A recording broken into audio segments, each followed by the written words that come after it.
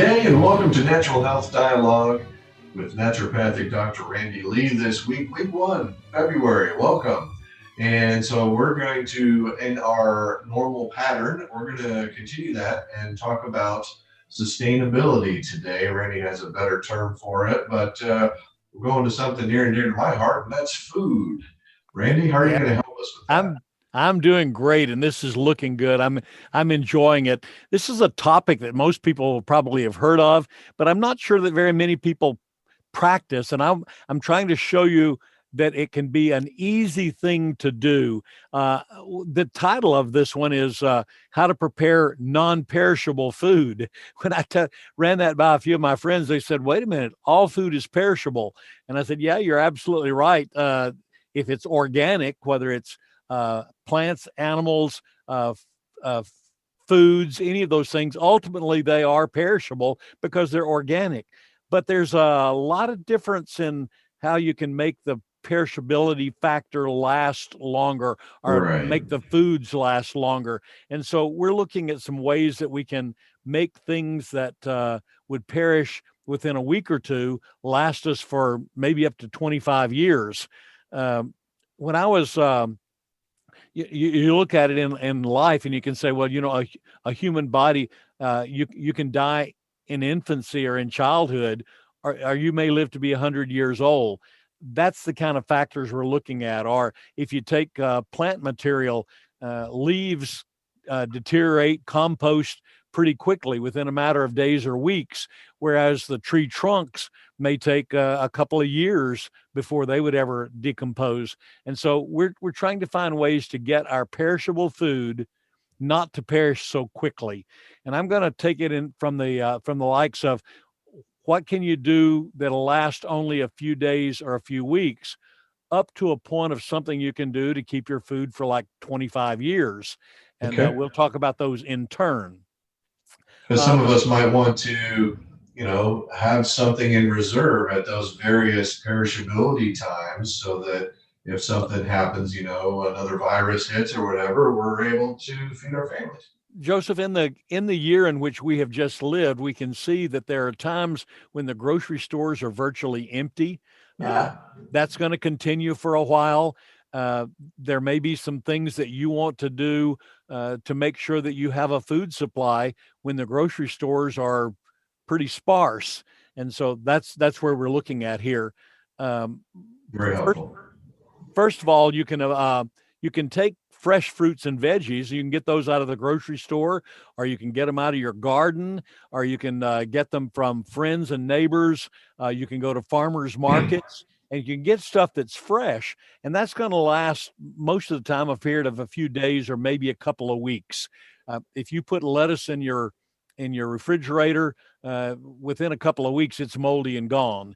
And so, fresh fruits and vegetables are obviously the best for us. They've got the most nutrition, but they also last the least amount of time if you don't do something with them other than just eat them when you get them. So that's the one I call that the 1 to 2 week, 1 day to 2 week time frame is just buy fresh fruits and vegetables and eat them and make sure that all your food is fresh and as organic if you can get it and eat well that way. But now then, let's go beyond that couple of week time. What do you do then? When I was a kid, we had a root cellar. It actually was just a concrete wall of room that my folks had built in the dirt, and it had steps going down into it. Had a tin roof on the top of it. But we found out that you could put things in the root cellar, and they would keep for a long time. They also had an ample potato crop that they produced every year, and you only get one potato crop a year, and that's got to last all year long if you're going to try to keep it. Well, my folks' place for putting their potatoes, we had a house that was built on these little concrete pillars. That were about a foot and a half tall, and the house was built on top of those. So there was area under the house that was protected from sunshine and was generally a little cooler. And they would spread the potatoes out so that they weren't touching each other. If one rots, they all begin to rot. So they put them under the stove. And my job as a young man, fairly small young man at that, I would often hear my mom say, "Randy, go get us some potatoes." And what she was talking about is crawl on my belly under the house and go down there and get a sack of potatoes and bring them out. Oh But the, my. yeah, but those potatoes, that crop of potatoes would last us all year long. Dad had an area that he planted potatoes. It gave us enough potatoes to last a year. And by spreading them out under the house like that, we ate fresh potatoes from our own garden for a full year. So if you have a root cellar, you can put things in that, or you can have another area that's cool and dry that you can put your foods. The second category then is to recognize that about 6 feet underground is about 65 degrees year round. So things that you would want to keep in your refrigerator, you can keep in a root cellar or in any kind of a hole or cover stuff that's about 6 feet down. That's not unlike here in Oklahoma, storm cellars. Right. Your storm cellars are generally underground, and the bottoms of them are usually, I mean, they're usually about as tall as a person is. So usually they're around 6 or 7 feet deep. And so that's a perfect place to put those things that you want to keep. Anything that you would keep in your refrigerator, you can keep in a root cellar or in a storm cellar. And so that's another place to go. And those foods can be kept for a good long duration, up to a year easily, for some fruits and vegetables. Things that kind of lend themselves to that kind of keeping are potatoes, turnips, onions, beets, cool weather greens such as broccoli, Brussels sprouts, or cabbage, Mm. carrots, leeks, parsnips, winter radishes. Everybody's heard of winter squash. Well, winter squash keeps great for months down there. You have to make sure that they're not touching each other. If one starts Right. to mold, they all do. So we found that we could put down a layer of them, put straw that don't touch, put straw on top of them, and then just keep building that way. So root Mm. cellars will keep you food that's up to a year old. What about things that won't keep that well? Well, you can ferment many of them. Fermented vegetables will last indefinitely as long as you keep them in a cool place. So things like cabbages turned into kraut, or and or cucumbers that are turned into pickles. Couple of different methods there. One, you just put salt on it, and it'll draw the liquid out. That's like your cabbages that made into kraut.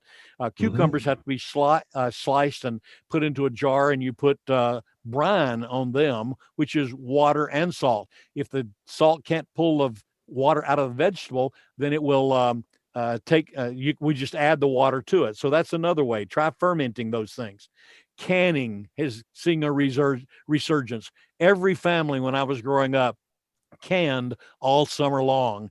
And I can remember eating some of my mom's canned homemade soup, where she took all the beans and vegetables and potatoes, put them all in jars and canned them. And I can remember eating some of them 10 years later, and they were just like they were fresh fruits and vegetables. If Wow. you don't know how to can, there's an abundance of books on the market right now that give you an introduction to canning. Get you one of those, figure out how to can this summer, and then just practice. A dehydrator is another way to go. Dehydrating, you take the water out of the vegetables, and they tend to stay much longer. And so you can get an old Ronco dehydrator. They're making many dehydrators. You just want to get the water out of the food, then put it in jars and seal them up, and that's a way to keep the food. And then lastly, moving kind of fast here, but lastly, they're now producing freeze dryers. Freezing, every family when I was growing up had a freezer, and we froze a lot of our vegetables. That keeps all the nutrients in them. It's an excellent way to keep your food. I saw in a Mother Earth News, which I happen to like to read this week, that they've got a new machine now that's called a home freeze dryer. You put racks of food in there, and in a 24-hour period, you can put 16 racks in these things, and in 24 hours, it freeze dries all of those, and then removes the water. And then you just take those things, stick them in a jar, put a desiccant, which is something that takes the oxygen out, put that in there, and those will keep your food for 25 years. Goodness. So you can go all the way from how to keep my summer goodies for a day or two, or up to 25 years by using one of these processes. I wrote down here to end.